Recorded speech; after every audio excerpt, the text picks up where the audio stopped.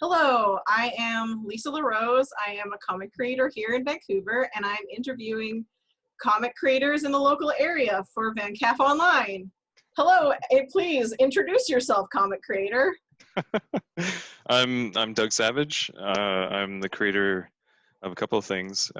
Savage Chickens is my daily strip that I do on the internet.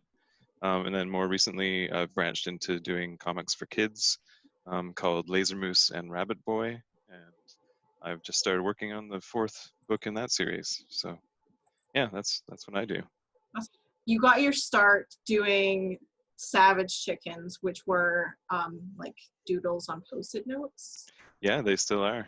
Yeah, they still are on Postit Notes. Yeah, I still draw them all on little Postit Notes and scan them in the computer and tidy them up a little. But yeah, I have huge stacks of books filled with Postit Notes from like 15 years of comics. The archives. Do you ever sell them? I don't. It's kind of, I don't know what to charge. It's like a Postit Note. It feels mean to charge for, but I've sold like a couple in special cases over the years, but I basically have like 15 years of original art. Yeah, that's hoarding. Crazy. Do you like think you'll ever do a gallery show and then we'll Postit Note all the Postit Notes? Yeah, just have them all on the wall. Yeah. That'd be pretty fun. Yeah. So how did the Savage Chickens lead into Mousse? It's like, how did Mousse kind of come up? It was like a weird series of events. Like Mousse started as a joke that I made on Savage Chickens. It was just like one joke I made. I thought it'd be funny to have a superhero that destroyed the thing that he was trying to protect. So it was this sort of guardian of the forest, and you sort of see the shadow of Mousse in the background. And then he comes out and shoots his lasers, and then the final shot is just all the trees have been destroyed. So it was like the idea, he's a hero, but he's actually destroying everything. So it was just a one-off joke. Until years later, I was in a meeting with Nickelodeon, and I was pitching them a show idea, and towards the end of the meeting, I felt like it was. I just thought they hate it. They can't stand what I'm talking about. So at the end of the meeting, I said, okay, I got this other idea about a moose that shoots lasers out of his eyes. And they were like, yeah, we want to see that. So I spent like 2 days fleshing out the story and doing like a little one episode sort of thing, and had a sidekick, and threw it all together in a couple of days and pitched it to them, and they loved it. And then it sort of, they were choosing between me and a couple of other people, and it narrowed it down, and I was in the final decision, but they ended up going with the other guy, which is fine. And then the day that they emailed me to say that they weren't going to go with Mousse, I got an email from my publisher saying, hey, do you have any ideas for kids books? So I was like, yeah, I do, as a matter of fact. So I sort of reimagined it as a graphic novel. And I actually kind of like it better that way now, now that I'm a few books in. And yeah, so it's kind of like just a series of accidents that led to Mousse. The reason I was even meeting with Nickelodeon in the first place is because the guy that looks at my like entertainment contracts, he knew them, and they approached him to ask if he knew any artists that were nice to work with, and he suggested me. So that's how I even ended up in a meeting in the first place. So it was just coincidences. So much of the comics business seems to be just being out there and lucky. Even outside comics, I think that's so true. Well, yeah, it's true. Yeah, it's sort of like putting yourself out there and then seeing what happens. Yeah. And you are working on the fourth book. So you have 3 books out already. I've got 3 books out already. There's like the first one, which is like 3 short stories, and then the second one was Disco Fever, and then Time Trout came out last fall, and then now I'm working on the fourth one, which I don't know if I can say the title yet, but it's happening. I'm working on it, and I'm super excited about it. It features Frank the Deer pretty prominently, so lots of huge Frank the Deer fans out there, so people will be excited about that. I'm excited about it. you work in, so this is for children, or like age middle grade type. Yeah, I don't like know, my publisher family says, like, friendly? yeah, my publisher says 8 to 12, but I Okay. know like lots of 5 and 6-year-olds read it too. Yeah, yeah. And then I also kind of wrote it for myself.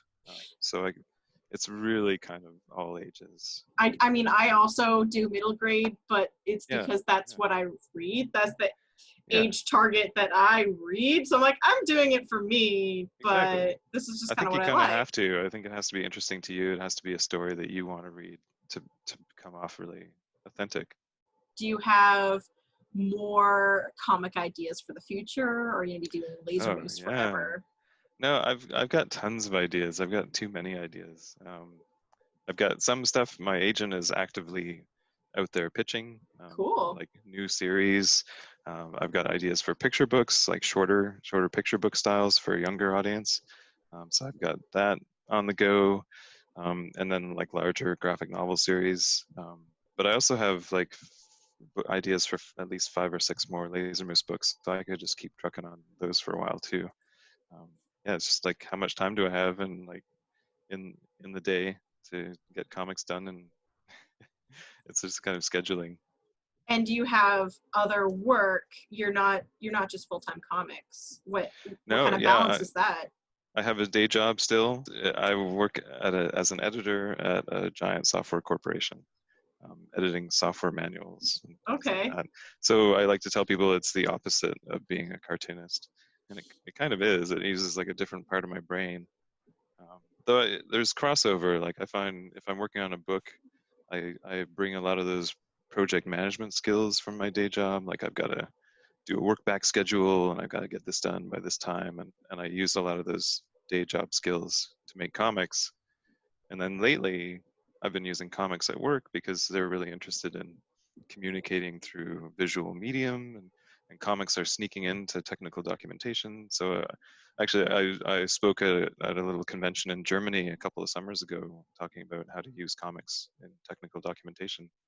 So it's like it's weirdly crossing over, and yeah, I think eventually I'll be full-time cartooning. I'm just sort of gradually getting there.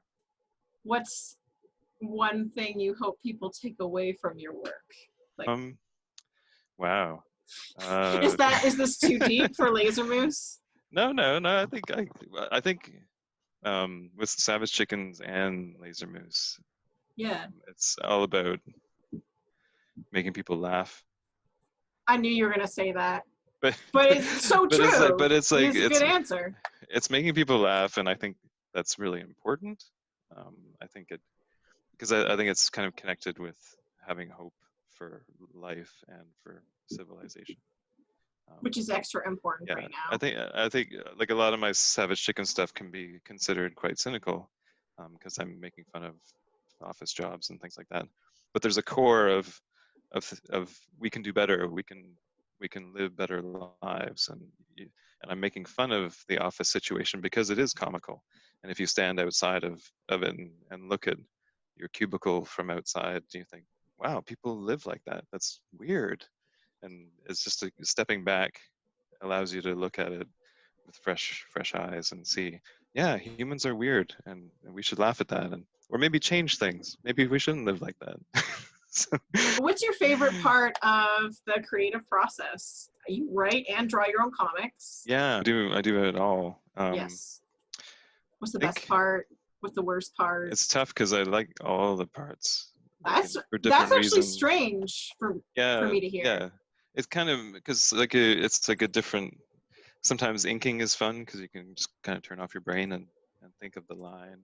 But I think if I had to choose, I'd probably go with writing because I think I'm a writer first. I'm always like get the story down and get the jokes, and that's like the really super creative part.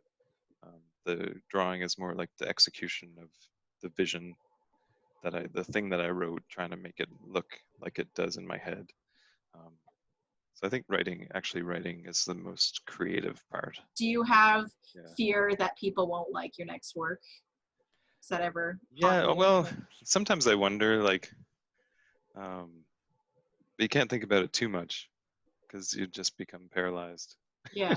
Yeah. You I kind of know a have lot of to, creators who have that, yeah. so I was wondering if you did or if you're just like, I think just make to it. a lesser degree than some people I know who worry about that quite a bit. I don't know if it's because I've done Savage Chickens for so long that I have faith that my audience is out there somewhere. Because I put a comic up every weekday, and quite often the things that I think are amazing, nobody cares, and then I'll toss up an idea that I think isn't very good, and that'll be hugely popular. So I've kind of learned that even I don't know what's going on, and it's best to just kind of throw stuff out there and see what happens. With Laser Moose and Rabbit Boy, I have to kind of rely on the characters themselves and the relationship, and having a sort of genuine core that is nice and good.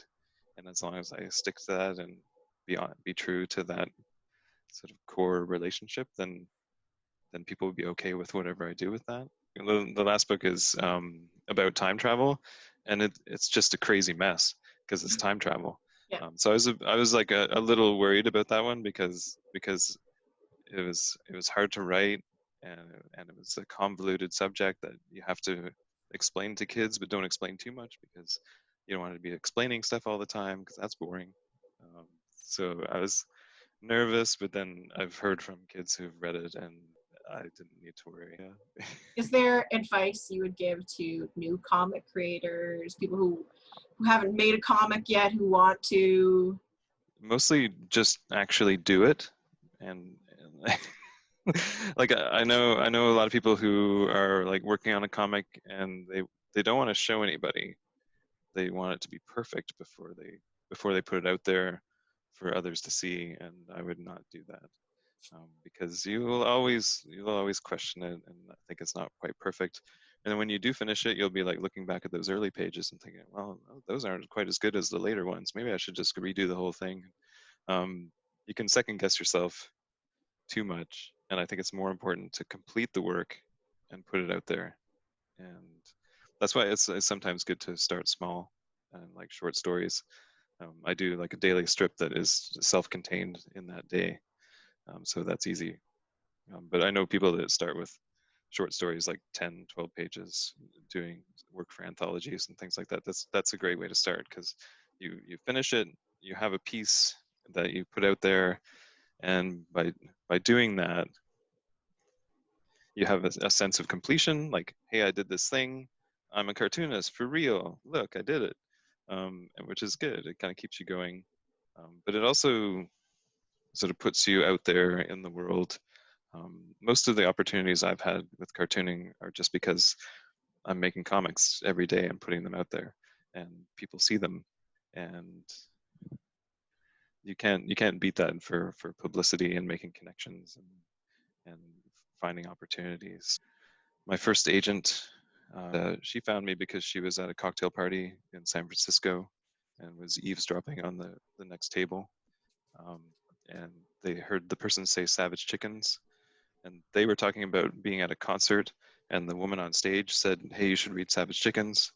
And so it was just, it's the kind of thing you can't plan when you're trying to make it in comics, but it's the kind of thing that happens if you put your work out there and share it with people and just get out there in the world. So it seems like dumb advice to just say make comics and share them with people, but that's really what you've got to do, is just build your body of work, make comics every day.